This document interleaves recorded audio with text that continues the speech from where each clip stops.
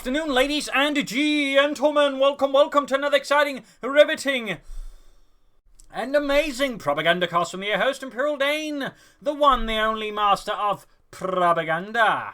Off here to a 1 vs 1 on Faymonville Approach. Ever lovely, ever wonderful, ever slightly quixotic. Faymonville Approach in the north, it is Itaperuna, fighting for the Oberkommanders, Germany and Deutschland. Taking on the role here of the 14th Panzerdivision, tasked with holding the sector as the rest of the German army falls back after a series of unfortunate defeats. Temporary setbacks, I am sure. In the southeast, it is Mr. Nobody. Certainly not a nobody, but fighting here for the Soviet Union, Comrade Stalin and the Soviet peoples. Taking on the role here of the 1st Mechanized Corps with counterattack, featuring K1 shock troopers and of course the B4 plus a variety of handy-dandy abilities. We got ground offensive, Luftwaffe ground forces and Vorsturm here for Itaperuna, and we got a double Sturmpioneer start. Hello, or guten Tag, as they would say in German. Also a big thanks to Bregovic, I hope I'm pronouncing that one correctly, for pledging on Patreon and supporting the mighty Propagandacast with his hard-earned money. Big thanks to you, Bregovic. You're part of my company here, so remember you too can support the war effort through donations or Patreon pledges. Links in the description. Remember, every donation, every pledge makes me a bit happier. Penal troops on the way there for Mr. Novich. We've got a special arrived command start. He will have to see how that works out. This is double Sturmpioneers and vice versa. Sturmpioneers are held here by a valiant defender of Mr. Nobody's infantry, forming up swiftly behind a tractor and some stacks of hay. They threw back the fascist attackers. In the south, Sturmpioneer squad advancing. Overall, this red, the double Sturmpioneer start, it obviously has some strengths, but also has particular weaknesses that if your opponent catches on, can, well, exploit and punish. But it can sort of work out, for example, as a scout card. 2 Sturmpioneers, for example, can actually quickly damage a scout card, take it out.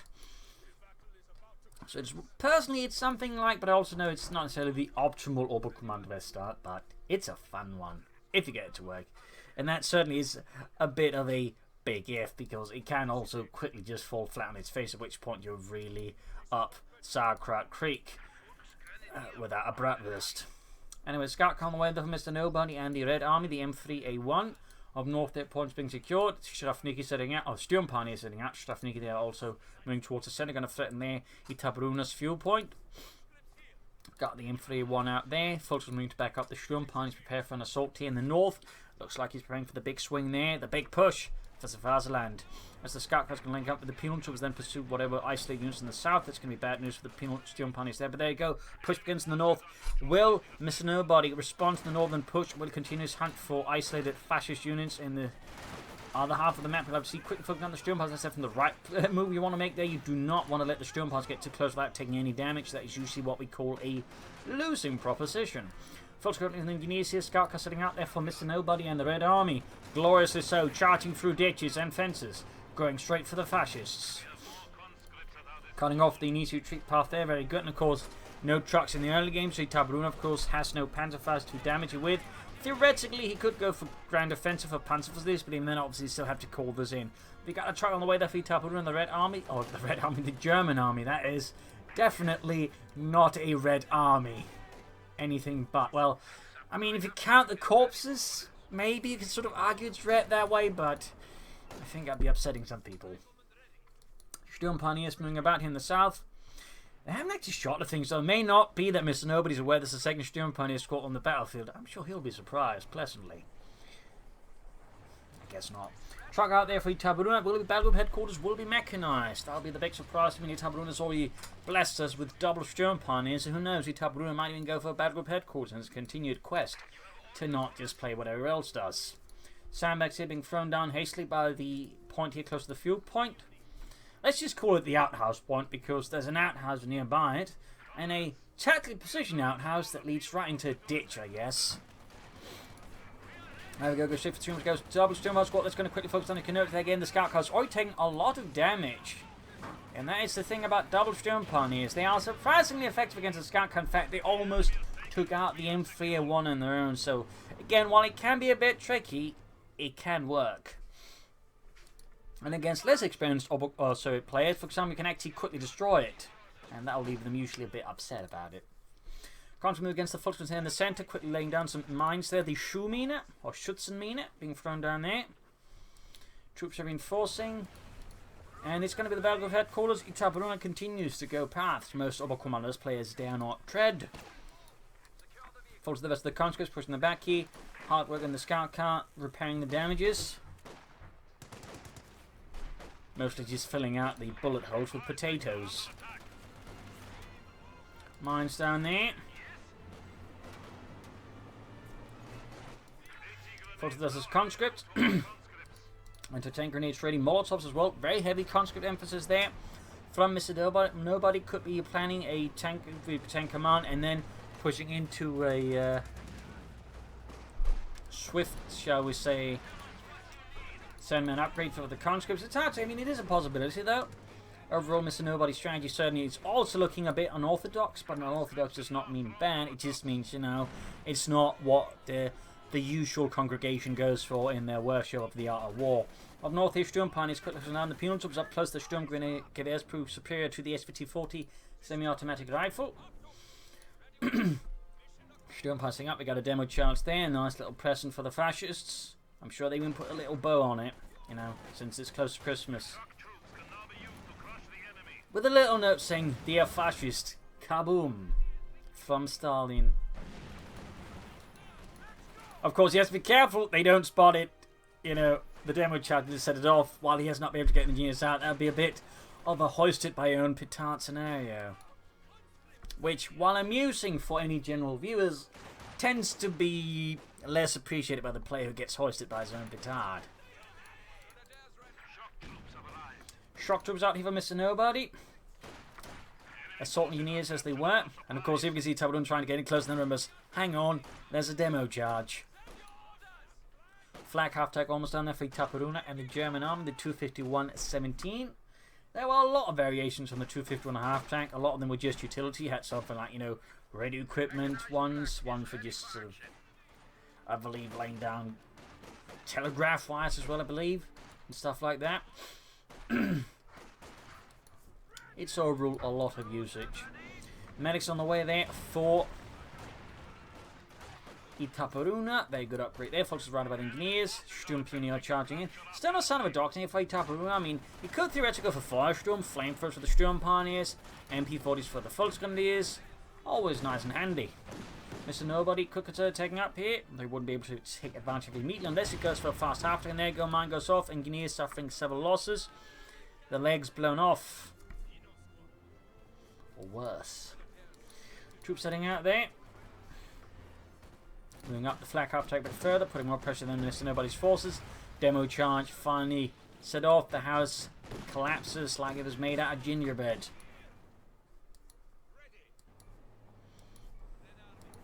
M301 heading northwards there for Mr. Nobody. Strafnigi hard at work. There we got the PTRS anti-tank rifle on the way there. No, there's also the PTRD, which was the bolt action version of the rifle. It takes slightly better penetration, but, you know, not much. Mine's going down there for Itaperuna. More Schützenmine. Very good. Sturmpani setting out there for Itaperuna as well. So good, so good. Mine's down there. Grabbing the point there. Tank command going up for Mr. Nobody and the Red Army. Constant straight into the flak half-track, and there we go. Do get ground offensive. Anti-tank peons from the scout car there, going for the flak half-track. The Kevin could maybe take it down. There we go. The peons from standing fine there, right, shut up beneath them, with only half of them getting out because they wore seatbelts. Flak half-track might try and go for attack round here, trying to slow up the advancing troops. There we go, almost flashed out the peon trouble squad. Of course, the anti-tank comes. Oh, he merges. Oh, nice work there by Mr. Nobody. 2 thumbs up. In the end, though, he kind of forgot, though. He doesn't fix suppression, so they still got pinned down by the flak half-tech. But that was a really nice attempt maneuver there by Mr. Nobody, though. That was a really nice attempted maneuver there, though. Gotta give him credit for that one. Because they're being scorched up. We got Molotov against the Sturmpioneer. Molotov, though, instead envelopes the Schützenmine there in fires and could very well detonate them. Quick something about this, I'm getting the M3A1 for a bit of extra resources. Back here, flak half-track with 2 kills being hauled back for repairs. H6M on the way there for Mr. Nobody and the Red Army. A light assault gun to put pressure on the fascists. Blow through their vehicles and of course bombard their positions. Certainly both players here not, shall I say, going for the orthodox strategies. Grabbing the northern munitions point here. Southern fuel point cut off there by Mr. Nobody's shock troopers. And we got an MU-34 for Itaperuna. Miss Nobody, I think, does need some infantry. He's lost a conscript squad here previously, which is obviously not good. Ooh, grenade there. I think you estimated how fast the forces moved, but overall, always a good move to try and pop a grenade on retreating units, but it can be tricky though, so obviously it does require a bit of good judgment there to pull off. In this case, didn't quite pan out, but gotta commend him for the effort. Troops are healing, reinforcing, hard repair some of the flak cap, protect 2 Sturm Pioneer squads, obviously really expedite the process. So there you go, Echelon 6M out there for Mr. Nobody, the M standing for modernized. Improvements included opening up the cabin in the back so there's more room for the crew, but also just better line of sight so they'll see better around them. Additionally, it also involved some engine improvements, if I remember correctly. But there you go, Shocks was like Kednap catching the bad spot there. Quick retreat in, there you go. We got an MD-34 quick grenade. We also got the Schwer Panzer in there you go. Grenade kills half the MD-34 crew. Issue 6 moving up there. Oh, straight to the False Grenadiers. He did spot the Schwer Panzer He could try and disrupt it with the Issue 6M. And that would be a really good move since that would destroy it and would obviously leave Itaperuna a bit in the savages in terms of resources. But with the infantry push here from Itaperuna involving 2 Sturm Pioneer squads, Mr. Nobody's sender is finding himself in a bit of a tough spot there. And he's quickly forced to reposition everything. Around the northern fuel point there. Folks coming about. No minesweepers there for Mr. Nobody. Flag half touching out southwards. Sturm Pioneers backing up there. And there you go. Conscript's going to be caught in a flurry of death and bullets. Quickly routing the entire unit as Itaperuna lays down a volatile storm of lead and death. Securing the centre victory point here with the full Volkswagen covering up here. And we got Obersoldaten out here for Itaperuna. And I'm going to keep calling them elite. There's one guy who completely posted a rant about it because, they're not elite in terms of the endgame mechanics. They're elite, you tit. So yeah, I'm going to keep calling them elite. I know it's just a rank, but that blame Relic for that one. Blame Relic for that one. So yeah. Elite Obersoldaten on the way. MG34 covering up there. Up north here we got the Ponce Court there. The Volksgrenadiere, between the Volksgrenadiers. Sturm Punch got the southern fuel point there quite nicely. Elite Obersoldaten almost down. Counter there being hosed down by the flak half out there.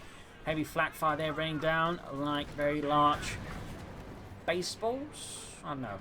Anyway, 76 they're back to about like Kednef in a pretty bad spot there. Oh no, he's just bombarding the MG34. Also got a sniper out here from Mr. Nobody, a bit of a late addition there, but certainly could put some pressure down Itaperuna. Sniper falling a bit back, coming up. Sturm Pioneers going straight here for the centre like a hot knife through butter. He's driving straight for Mr. Nobody's centre. A bold push there by Itaperuna. More engineers there for Mr. Nobody, probably to get some minesweepers at, since he obviously doesn't want any more men to have their feet blown off.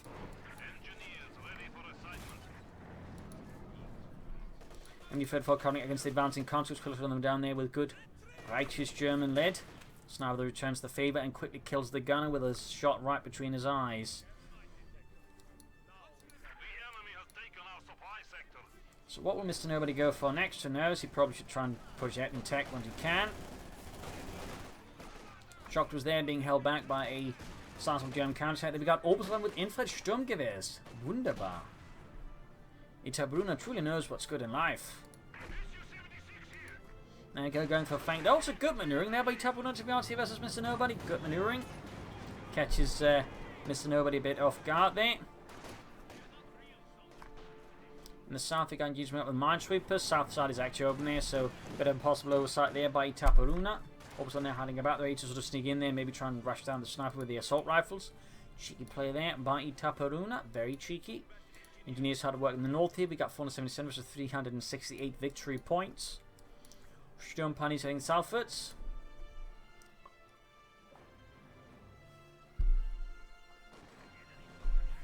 Volksgrenadier marching up, noting no assault rifles them, only for the Obersoldaten apparently. The incredibly elite Obersoldaten. Yeah, obviously Obersoldaten just refers to as rank, slightly, below corporal, I think it's sort of roughly around that. But again, they decided to, make that an infantry unit. MG34 dealing with the shock troopers. Of course, it was not uncommon for the Germans, particularly by 1944-45, to, form up units composed of more veteran troops. Occasionally for more specific purposes, they also use more general sort of ways of doing it. So, a little fun fact, and it's actually not one thing you sort of really hear a lot of talk about. But there you go, Sturmpanzer's wiped out there. It also looks like he's keeping units in merge concepts with the penal troopers there, very nice there, so it keeps costs low. Northern fuel pump being lost, Mr. Nobody definitely needs to fight a bit harder for that. And there you go, mechanized armor company. Very good there for Mr. Nobody.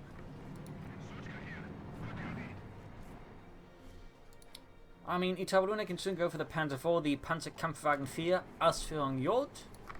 Of course, he might try and be a bit of a bold fellow and go for the Tiger tank. Obviously, that's going to give Mr. Nobody more time to recover here versus Itaperuna. There you go, 2 full squad ambush here by the shock troopers. That's definitely a win there for the shock troopers. The full squad is a close range of pretty much just toast against the shock troopers. That is absolutely a one-sided engagement. Sturmpanzer flanking the penal troopers. There you go, nice concussive grenade, forcing retreat here. We've got Upsilon setting out there. A lot of action here. Another kill from the sniper on the Upsilon, down to just 2 men. Got the flak half timing up. They, of course, need to be careful about the SN6M, which could, you know, deal some good damage here to the flak half track. There we go, gaining veterans around that SN6M. Upsilon escort almost wiped out. One man defiantly T-poses, even in death.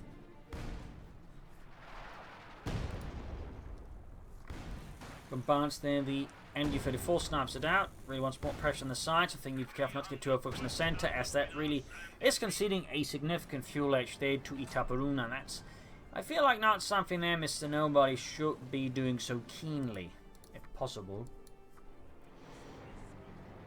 And Itaperuna is going for a Jagdpanzer. The more technical name was the Panzer IV-70.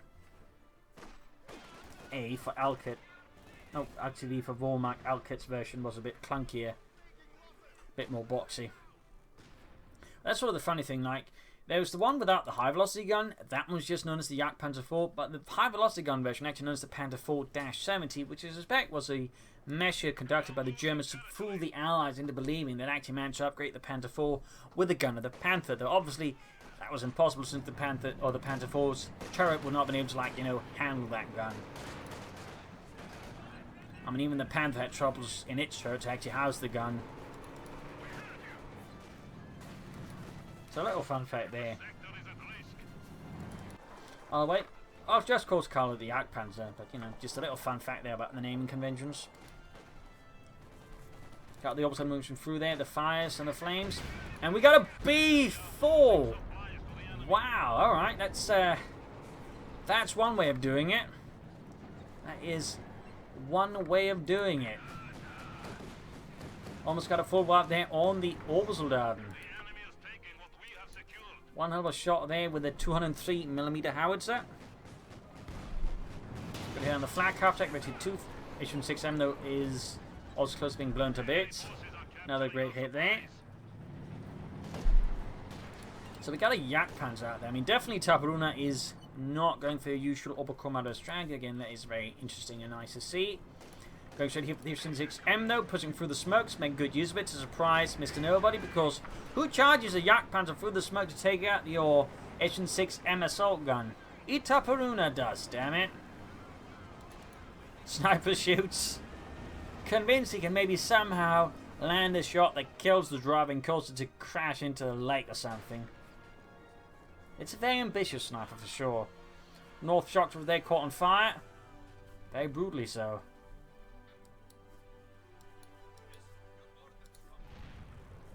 Another B4 shot.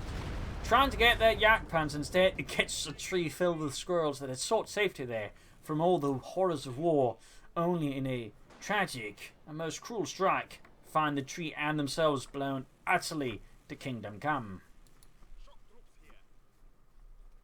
Sting infantry through the south, you're going to outmaneuver Itaperuna. That's definitely a good move. Again, needs to like focus more on the resources. I feel like he's putting a bit too much emphasis in the centre. We got flares off. He's going to try and shoot something with the B4. The right now we can see he's going to go for the B4 with his Jagdpanzer. They run straight into the H6M instead. Got their penal troops flanking the Jagdpanzer. Oh dear, could we have trouble here for Itaperuna? Oh, Scheiße. Step on it, Helmut. Are we dead? I think we might be dead. Oh, that was a bad call there by Itaperuna. I can understand why I played it aggressively there, but you shouldn't underestimate penal troopers with anti-tank rifles and anti-tank salvage yards. They can do a lot of damage, particularly back up with the assault gun there, which now is the ace level there. Almost got the flat craft checker. Looks like Mr. Nobody staging a comeback versus Itaperuna. Itaperuna made one mistake and all of a sudden it's coming apart. Like a poorly knit sweater by Grandma.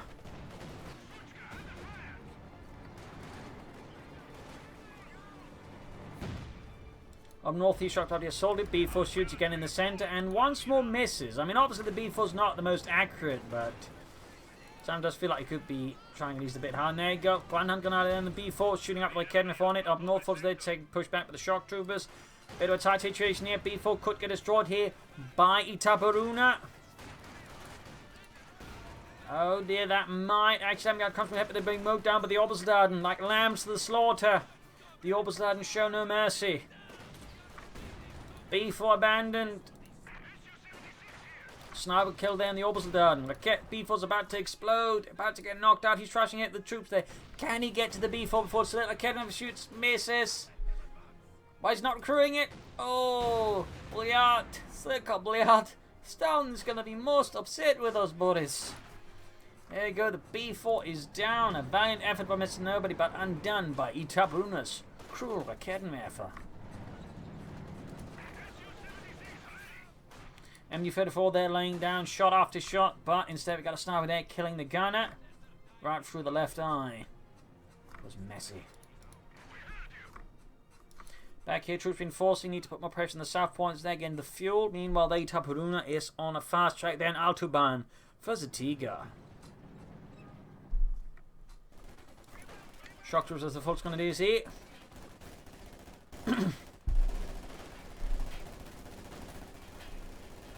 PPG forces they're spraying the Fult's going to use with copious amounts of lead.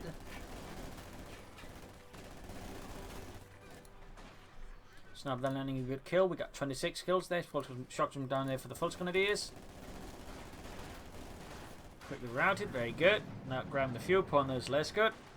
Itaperuna getting ever closer to that Tiger tank, and Mr. Nobody's probably going to need a HU-5 to stop that. He could go for the K1 to assault damage, but I think he's going to need an HU-5 to a good chance as that Tiger tank. Got the opposite on there, close effectively moving up. Sturmpanzer both still alive, so quite impressed with there by Itaperuna. Flak half tech, half 8 of excellent feet. And then go HU-6 M assault gun lands a great hit. Ooh, second shot, they almost hit it, but not quite. All of a sudden they're down to 1 man, 2 men again, valiantly T-posting to show the defiance to the Soviets.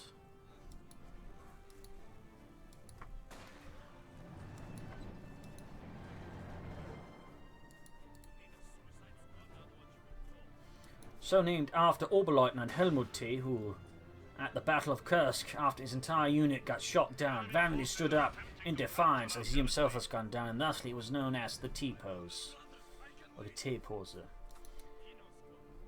Obviously I'm making that up, just in case someone actually writes in like, the history report back at school. And so this was known as the T-pose after Oberleutnant Helmut T. Terrence, you're an idiot. Go see the headmaster. I mean, I want to avoid that situation. Just in case. Just in case.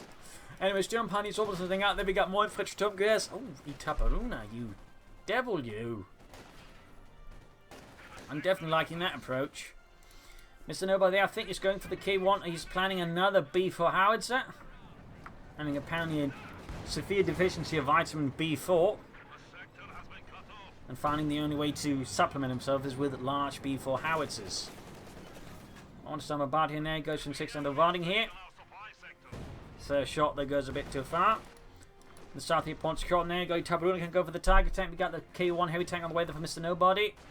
He will likely need some extra support fire there versus the Tiger tank, but still the K1 can at least sort of soak up some of the damage from the Tiger.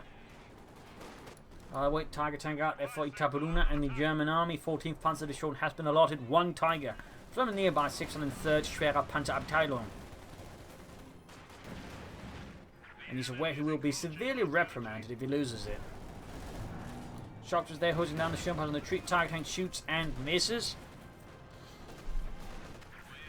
Pulsing up there, Shock troopers dodging another shot as A part of a stone wall splinters, shatters as if made out of glass.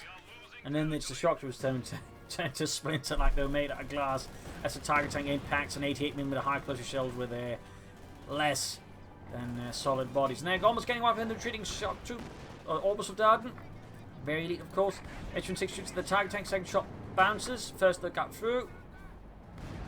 Another penetrating hit there. Shock troop was almost wiped out. We got the K1 heavy tank out. The target tank moves a hit there with a bit of improvised camouflage in the form of a few branches there. Direct hit, but the K1 blocks the retreat of the H-6. K1 moves ahead, absorbs the hit for the H-6M. Damage in the target tank. Itaperuna cooked in for severe reprimand from Oberkommando des Heeres. Sturmpani of Strafnig retreating here. K1 moves ahead there.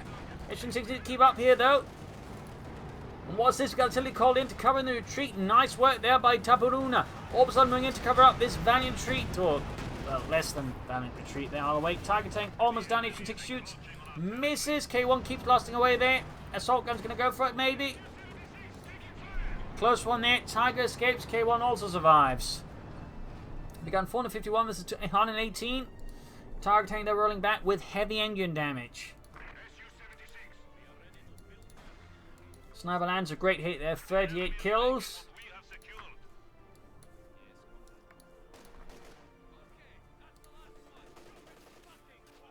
So it's had some of the finest snipers in all of World War II, and Mr. Nobody's clearly putting that forward. See, almost got the MG-34, the 4th Street Sniper there, 39 kills. Got another kill in the Orbital Darden, 21 kills. Oh, they're going for the sniper, almost got a wipe there, and almost got Veteran 4 in the process. Northeast flak half-tank Veteran 3 is giving the conscripts an absolute headache as the 2cm flak shells go through them. Devastating the unit. And forcing a retreat. Shocked with their tank through Itaperuna Center forces here. H-6 moving at the K1 being repaired. Oh, it's good to go. Meanwhile, Tiger Tank is also about ready to go here for Itaperuna and Deutschland. Great hit on the shock troops, half the unit gone. H-6 lands great hit that pierces the Tiger Tank's frontal armor.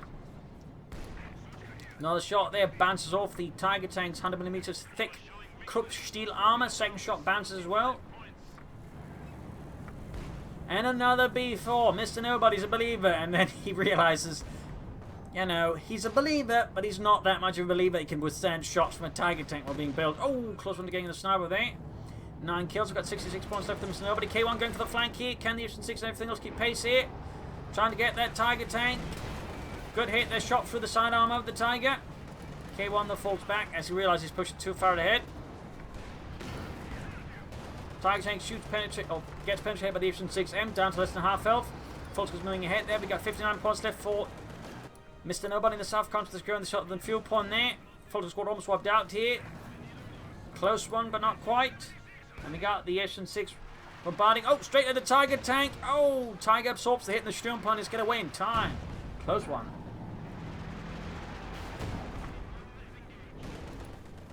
.42 kills in that sniper. Very good then. He's going for the second B4 attempt there. Another very large howitzer. Comes to them, the southern fuel point about to get obliterated by the Tiger Tank and its attendant Obersoldaten. 22 kills in the name of Das Vaterland. There you go. Conscript wiped out with unerring precision. A single 88mm high closure shell goes for the last fellow. Sniper there with 44 kills. B4 good to go. Can it deliver a victory blow on the bells of victory here for Mr. Nobody, or will it be singing off a death knell for his army? We shall have to see. Tiger Tank setting out. They're going straight for the center victory point there. Ryan to MG-34 fight. Tiger fire and whatnot. We got the MG-34. They're hitting bench 25 and ace level MG-34. Good work there. K1 setting up to the flanking clear. Oh, yes, going to flank the flank half right there. In the center, troop being annihilated by the Tiger Tank. We got 35 versus 451. H-6 there. Oh, constantly blasted. And there you go. K1 going here for the flank half track. Good hit there. One more hit and it's going to go down. It's going to go down. Didn't pop flak smoke there, and there you go. The flak half track is down, kaput. B4 shoots and narrowly misses it. I mean, it does some damage there, but it's not, you know, a direct hit that could really lift it. But about space, H-6 moves into line of fire there. Dread hit from the Tiger Tank. Another hit. They're almost leaving the H-6 assault gun a smoldering hold, and More hedges, more trees, and more squirrels find themselves crushed by the K1's retreat there.